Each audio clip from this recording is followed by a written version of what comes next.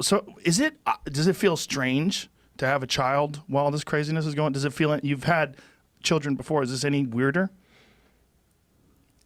It's actually, I think it's better being older and having a kid. I appreciate it more. Yeah. Babies are awesome. They are pretty awesome. They're awesome. Yeah. When I didn't have any of my own, I would see other people's kids, and I didn't not like them. Sure. But I wasn't drawn to them. Sure. But now when I see little people's kids, I'm like, oh, I think of them as like these little love packages. Yeah, the little love bugs. Yeah, it's just you think of them differently when you see them come out and then grow and then eventually start talking to you. Like your whole idea what a baby is very different. Yeah.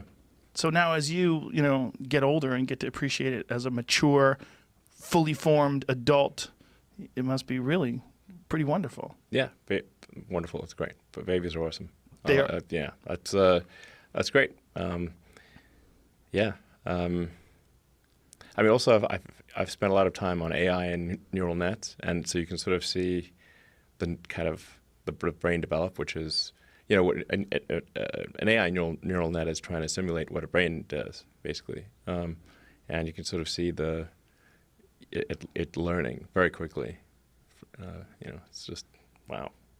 See things so you're talking about the neural net. You're not talking about an actual baby. I'm talking about an actual baby. But both of them. Yes, but the word neural net comes from the brain. It's like a net of neurons. So, it's like humans are So when you're programming artificial intelligence or you're working with artificial intelligence, are they specifically trying to mimic the developmental process of a human brain? In a lot of ways. There's some ways that are different. An analogy that's often used is like, we don't make a submarine swim like a fish, but we take the principles of how, of hydrodynamics and apply them to a submarine. I've always wondered, as a layperson, do you try to achieve the same results as a human brain but through different methods, or do you try to copy the way a human brain achieves results? I mean, the essential elements of an AI neural net are really very, very similar to a human brain neural net. Yeah. It's having the multiple layers of neurons and, back propagation.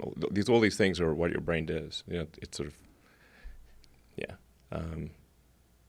You have a layer of neurons that goes through a series of intermediate steps to ultimately cognition, and then it'll reverse those steps and go back and forth and go all over the place.